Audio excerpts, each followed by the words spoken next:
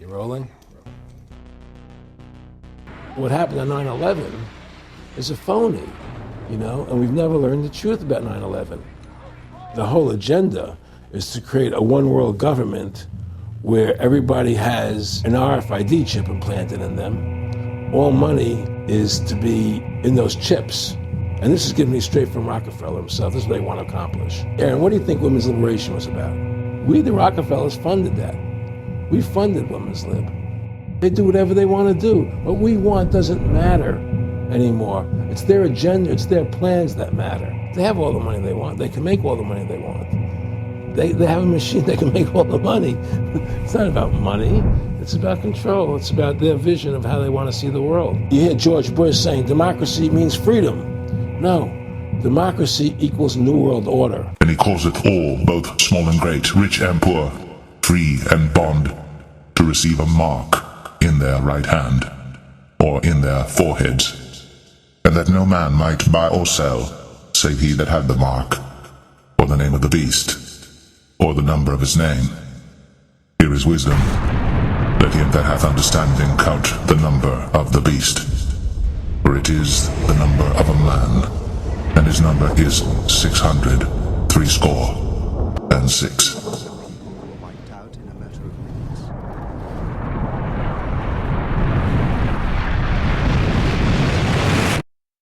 Today marks a historic step forward in our national security. Let's go live to reporter Sarah Martinez at the registration center downtown. More than 50,000 people have come here this morning to register. This is the future of secure identification, linking identity, healthcare, and payments in one verified system. When the mark of the beast is introduced, countries will present it as a matter of national security. Every financial institution, from the banks, hospital, and even supermarkets, will state that it is a requirement that you have the mark. I'm sorry, but without the mark, we can no longer provide you access. Banks won't allow you to access any funds without it, and supermarkets won't allow you to purchase any goods without it. You'll need to get registered before you can shop here, sir. Hospitals won't treat any patient who hasn't been marked. I'm sorry, ma'am, we can't proceed without your digital mark. The mark of the beast won't be branded as evil. No, the mark will be incentivized. Early takers will be offered discounts and access to products and services. Then, gradually, those benefits will be exclusive, only to be available for the marked. They'll call it modern convenience. You'll call it a small price to pay, until the day you can't eat without it. Can't travel. Reminder, all riders must verify digital identity before boarding. Can't breathe in society. I'm sorry, sir, we can't proceed without verification. Unless you bear the symbol. You see, when the mark of the beast is introduced, the Antichrist will make life without it so difficult that many will simply cave into the pressure. People will feel the pressure from society to conform. James Carter, please follow me to room 4. You will see a desperate longing in the faces of people who just want life to return to normal. They simply want to be able to buy and sell freely. They want to work, socialize, and cling to whatever freedom they once had. The price to pay for this? A simple mark on the forehead or on the right hand. When the mark of the beast is introduced, you will see churches will be split down the middle. Pastors who once preached a sugar-coated gospel of comfort will fall silent, exposed under the weight of truth they never dared to speak. I don't know what to say anymore. Some will endorse the mark. Their deception will have no bounds. They will call it a blessing, a new beginning. This is a blessing, a new beginning. They'll say, God understands.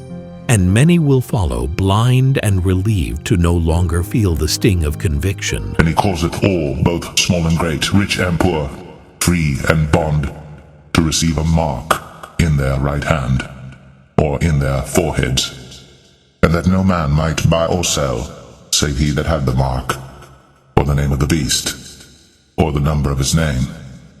Here is wisdom. Let him that hath understanding count the number of the beast.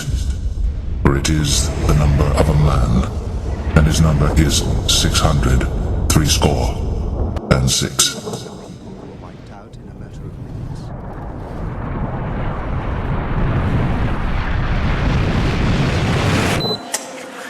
When Elias Brotberger goes to work, he doesn't need ID. And he doesn't need money. In fact, much of what he needs to get through the day is hidden right there, just below the surface, in his hand. You like to touch it? Yeah. Yeah? Oh, weird. Yeah, it's like a grain of rice. Yeah, a grain of rice. Embedded in his hand is a microchip that serves as his keys, his ID, and his wallet. Yeah, it's all in chip, so I use it like to get around the building. Buy snacks. Yeah, exactly. Let's buy some snacks. Exactly. So I can't open it. No. Okay. So what I need to do is I need to first blip my chip, and it will log me in, and from there I get access to the fridge. Popular TV shows like Black Mirror have imagined chips as part of a dystopian future. Install ingrain procedure with local anesthetic and you're good to go. In Sweden, the microchips are already here. The microchip implants use the same technology that's in contactless credit cards, which have made cash pretty much obsolete in Sweden. No cash. At this tech fair, a chipping event for those on the cutting edge, merging their hands with this new technology. I thought it would be fun, right? The process is simple and swift. A pinch of the skin, and in a matter of seconds, the chip is inserted. The transformation is complete. As for the pain, I barely felt it. But even in this nation of early adopters, not everyone is racing to get chipped. Feel less human. I will feel like a robot. I think, it's so much more data can go into this, when it's in your body. There's no central registry tracking how many people are chipped, but biohacker Hannes Wellblood estimates between 5,000 and 10,000. In the future, do you think everyone is going to be chipped? I think it'll be voluntary, but I am certainly convinced that millions of people will find it very, very valuable to have a smart device under their skin. Human microchipping may be our future, but in Sweden, it's already reality. And he causeth all, both small and great, rich and poor, free and bond, to receive a mark in their right hand, or in their foreheads, and that no man might buy or sell, save he that had the mark, or the name of the beast, or the number of his name. Here is wisdom. Let him that hath understanding count the number of the beast. For it is the number of a man, and his number is 600, threescore, and 6.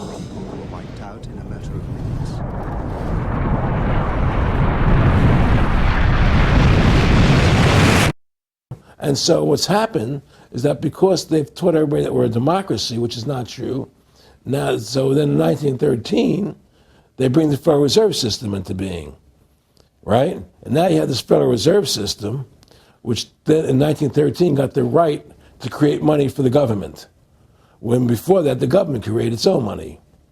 Now the government, when it needed money, had to borrow it from this private bank called the Federal Reserve, which is a private bank owned by individuals, incorporated in Delaware. And so what happens is, now the government borrows money from them to fund the government. Then the government says, well, we have to pay these people interest. How are we going to pay them interest? Let's impose a tax on the labor of the American people, which never existed before, to pay the interest of the bankers. In fact, in 1980, Ronald Reagan said not one red cent of your income tax money goes to run the country. It all goes to the Federal Reserve. Well, it was the Grace Commission report that said that not one nickel goes to the infrastructure of the country, I guess Reagan quoted that. Too. Right. And so, but the point I'm trying to make is that by creating this Federal Reserve System, the government now became dependent on these private banks for money. And they started taxing us, you see. And so now what happens is that in 35, I believe it was, Social Security started. And they gave Social Security cards, said not to be used for identification, the Social Security number right on the card. right? And through Social Security, they started deducting money out of your paycheck. That was the first time they were ever could take money out of your paycheck, because people agreed to it because they thought it was going to their retirement fund. And so then when they instituted the income tax again, they started taking money out of your paycheck because Social Security could do it. And then they could do it again. You see what I'm saying? And so now they've even taken control of the tax payment itself. I mean, literally like you're a slave. They're taking it right there when you make it. Exactly. They don't even trust the public enough to go send them a check. Yeah. Right. So they take it out automatically because they know people aren't going to want to pay it. So what's happened is that through the implementation of the Federal Reserve System, the government has become vested in these bankers, and they get their money from the bankers. And so then they impose a tax on us, which makes us more slaves, makes it more difficult for us to survive, right? Giving them more profits. And now what's happened is that through the Federal Reserve System, the bankers have pretty much taken control of our government. It doesn't matter Republican and Democrat anymore, because they're both the same. Neither one of them are talking about shutting down the Federal Reserve System or stopping the payment of taxes, or any of the big issues that face Americans, right? So I had a friend, Nick Rockefeller, okay, who was one of the Rockefeller family, and he, when I was running for governor in Nevada, he came to me, introduced himself to me through an attorney, and we became friends. We started talking about things, and I learned an awful lot from Mr. Rockefeller. And one of the things that we used to talk about was the ultimate plan of the banking industry, what they wanted to accomplish. And the goals of the banking industry, not just the Federal Reserve System, but the private banks in Germany and England, all over Italy, all over the world, they all work together. They're all central banks, and they're all part of the Communist Manifesto. Central banking is one of the major planks of the Communist Manifesto. We talk about America being a capitalistic country, but yet at the same time we have a central bank that plans everything for us, right? And the graduated income tax is another plank of the Communist Manifesto, right? So right there you have two major planks of the Communist Manifesto that have been brought in because of the Federal Reserve System, okay? So the ultimate goal that these people have in mind is the goal to create a one world government run by the banking industry, run by the bankers, and they're doing it in sections. The European currency, the euro, and the European Constitution is one part of it. Now they're trying to do it in America with the North American Union, right? And they want to create a new currency called the Amero, right? And the whole agenda is to create a one world government where everybody has an RFID chip implanted in them. All money is to be in those chips, right? There'll be no more cash. And this is given me straight from Rockefeller himself. This is what they want to accomplish. And all money will be in your chips. And so instead of having cash, anytime you have money in your chip, they can take out whatever they want to take out whenever they want to. If they say you owe us this much money in taxes, they just deduct it out of your chip digitally. Total control. Total control. And if you're like me or you, and you're protesting what they're doing, they can just turn off your chip. And you have nothing. You can't buy food. You can't do anything. It's total control of the people. And that chip's connected to a database that has your purchasing records, what you do, what everything. you sell. Everything is in there, And so they want a one world government controlled by them, everybody being chipped, all your money in those chips, and they control the chips, and they control people. And you become a slave. You become a serf to these people. That's their goal. That's their intentions. And he causeth all, both small and great, rich and poor, free and bond, to receive a mark in their right hand, or in their foreheads, and that no man might buy or sell, save he that had the mark, or the name of the beast, or the number of his name. Here is wisdom. Let him that hath understanding count the number of the beast, for it is the number of a man, and his number is 600, threescore, and 6.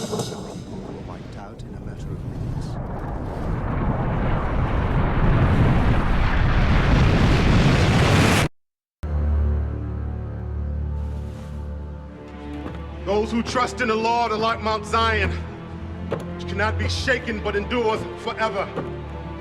The scepter of the wicked will not remain over the land allotted to the righteous. Do good, O Lord, to those who follow you, but to those who reject your ways, bring judgment.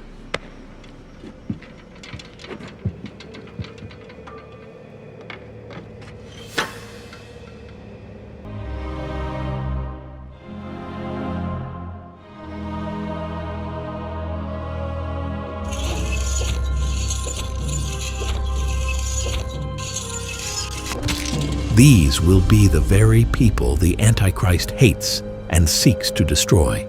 The world will mock them. Screens will show their faces, branded as extremists, threats to national unity.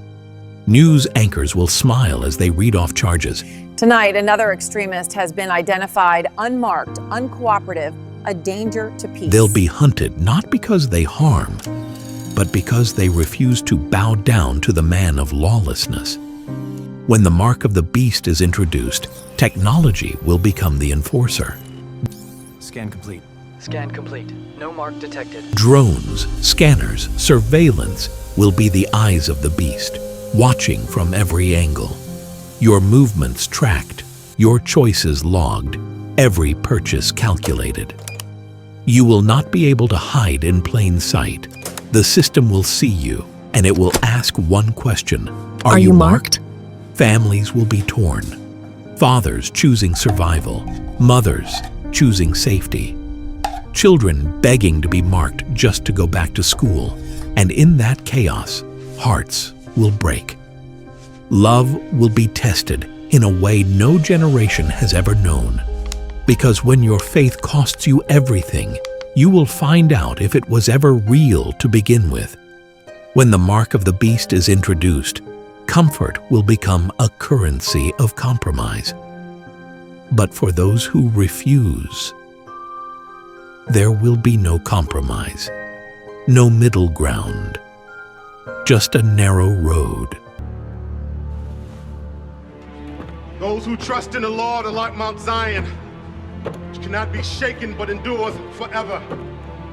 The scepter of the wicked will not remain over the land allotted to the righteous. Do good, O Lord, to those who follow you, but to those who reject your ways, bring judgment. And there followed another angel saying, Babylon is fallen, that great city, because she made all nations drink of the wine of the wrath of her fornication. And the third angel followed them, saying with a loud voice, If any man worship the beast and his image, and receive his mark in his forehead or in his hand, the same shall drink of the wine of the wrath of God, which is poured out without mixture into the cup of his indignation, and he shall be tormented with fire and brimstone in the presence of the holy angels and in the presence of the Lamb.